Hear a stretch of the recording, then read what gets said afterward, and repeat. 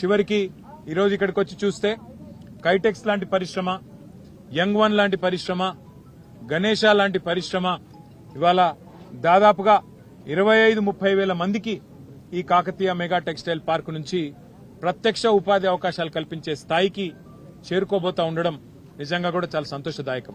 ఇప్పుడే మేము కిటెక్స్ పరిశ్రమను విజిట్ చేసినాము. అందులో ఉండే అత్యాధునికమైన స్పిన్నింగ్ ఇండస్ట్రీని కానీ, అదేవిధంగా గార్మెంటింగ్ పరిశ్రమను కానీ పరిశీలించడం జరిగింది. అట్లాగే యంగ్ వన్, దక్షిణ కొరియాకు సంబంధించిన యంగ్ వన్ అనే సంస్థ, వారికి కూడా పెద్ద ఎత్తున ఆనాడు ఇక్కడ ఉపాధి అవకాశాలు కల్పించడం కోసం భూమిని కేటాయించడం జరిగింది. చాలా సంతోషంగా ఉంది. మరి వాళ్ళ ఈ ప్రాంతంలో ఆ రోజు ధర్మారెడ్డి గారు శాసనసభ్యుడిగా వారు కూడా స్థల సేకరణకి ఈ ప్రాంతంలో రైతాంగాన్ని ఒప్పించి మెప్పించి మనం అందరినీ కూడా బతిమలాడి మీకు ఇక్కడ ఉద్యోగాలు వస్తాయి, ప్రాంతంలో బ్రహ్మాండంగా ఉపాధి పెరుగుతుంది, ఈ ప్రాంతం అభివృద్ధి చెందుతుందని చెప్పి వారిని ఒప్పించడం జరిగింది. ఇవాళ ఆ కళ సాకారమై బ్రహ్మాండంగా పరిశ్రమ వచ్చి ఆ పరిశ్రమ 10 మందికి ఉపాధి కల్పించే స్థాయికి చేరడం చాలా చాలా సంతోషం. నేను ఒక విషయం గుర్తు చేస్తా ఉన్నా. మనము ఈ కాకతీయ మెగా టెక్స్టైల్ పార్కును పెట్టిన నాడు, ప్రారంభోత్సవం శంకుస్థాపన చేసిన నాడు భారతదేశంలో ఒక పాలసీ కూడా లేదు. మనకు మీరు గమనిస్తే పక్కనే ఉండే శ్రీలంక, ఇటు పక్కనే ఉండే బంగ్లాదేశ్ ఇవాళ వస్త్రాల ఉత్పత్తిలో భారతదేశం కంటే ఎన్నో రెట్లు, భారతదేశం మొత్తం 4% మాత్రమే టెక్స్టైల్ ఉత్పత్తి అవుతుంటే ఇవాళ పక్కనే ఉండే శ్రీలంకలో 8%, అట్లాగే పక్కనే ఉండే బంగ్లాదేశ్ లో 7%, చైనాలో 34% ఇవాళ వస్త్రం ఉత్పత్తి అవుతా ఉన్నది. టెక్స్టైల్ ఇండస్ట్రీ అక్కడ అంత బలంగా నిలదొక్కున్నది. ఆ పరిస్థితి మారాలి, మన తెలంగాణ టెక్స్టైల్ కు ఒక హబ్ గా తయారు కావాలి అనే ఒక విజన్ తో కేసీఆర్ గారి నాయకత్వంలో కాకతీయ మెగా టెక్స్టైల్ పార్కును ఇక్కడ వరంగల్లో ఏర్పాటు చేయడం జరిగింది.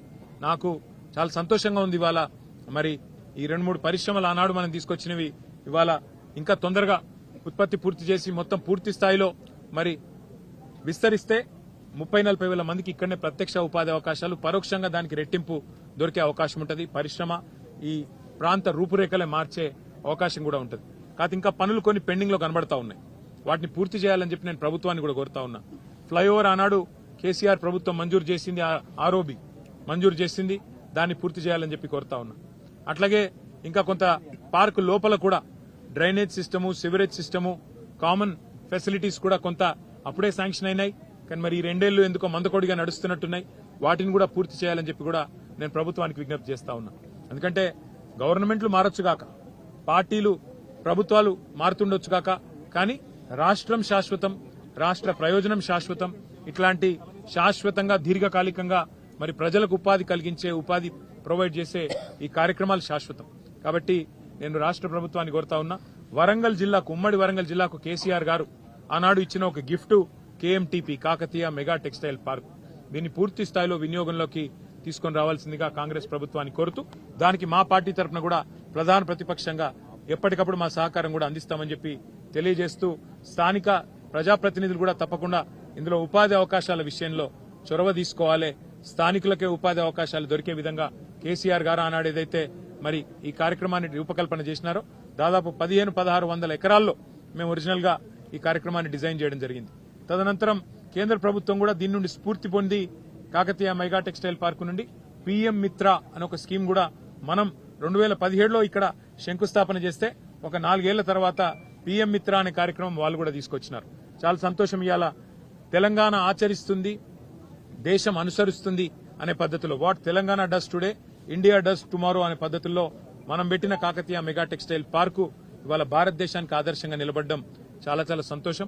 అదేవిధంగా నేను మళ్ళీ ఒకసారి ప్రభుత్వాన్ని విజ్ఞప్తి చేస్తా ఉన్నా, పూర్తి స్థాయిలో పార్కును వినియోగంలో తీసుకొచ్చే విధంగా చొరవ చూపాలి. దానికోసం మా సహకారం ఎప్పటికీ ఉంటుందని చెప్పి కూడా తెలియజేస్తూ, మరొకసారి పెద్దలు కేసీఆర్ గారికి, ఎందుకంటే వారి విజన్ కి, వారి దార్శనికతకి, వరంగల్లో తిరిగి మళ్లీ ఆజంజాహీ మిల్లు పోయిన తర్వాత తిరిగి మళ్లీ ఆ స్థాయిలో వరంగల్ని నిలబెట్టాలనే కేసీఆర్ గారి దార్శనికతకు కూడా మరొకసారి నేను వారికి ధన్యవాదాలు తెలియజేస్తూ, మీడియా మిత్రులు కూడా పెద్ద ఎత్తున సహకరించారు, వారికి కూడా ధన్యవాదాలు, నమస్కారాలు.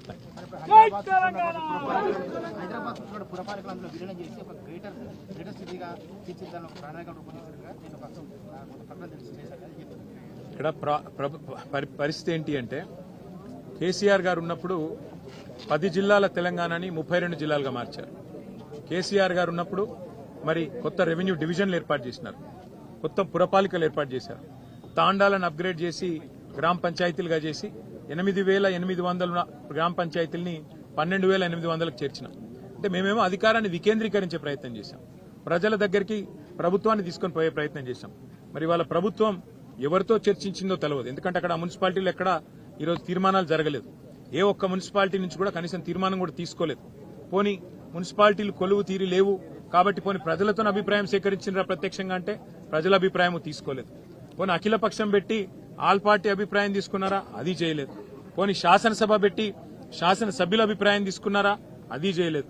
మరి ఎవరి ప్రయోజనాల కోసం, ఎవరి ఎజెండా కోసం, ఎవరి శాశ్వత దీర్ఘకాలిక మరి ఆలోచనల కోసం ఈ ప్రభుత్వం పనిచేస్తున్నదో మాకైతే తెలియదు.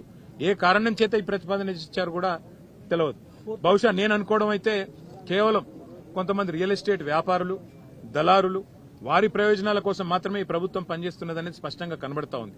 మీరు చూడండి, ఇవాళ Hyderabad industrial lands transformation policy అని ఒక పాలసీ తెచ్చినారు. ఏముందా పాలసీలో? స్పష్టంగా మీరు చూస్తే ఒకటే కనబడతా ఉంది. ఈ రోజు ఇక్కడ కాకతీయ మెగా టెక్స్టైల్ పార్కులో ఎట్లా అయితే ఆనాడు రైతులను ఒప్పించి మెప్పించి కడుపులో తలబెట్టి ల్యాండ్ తీసుకొని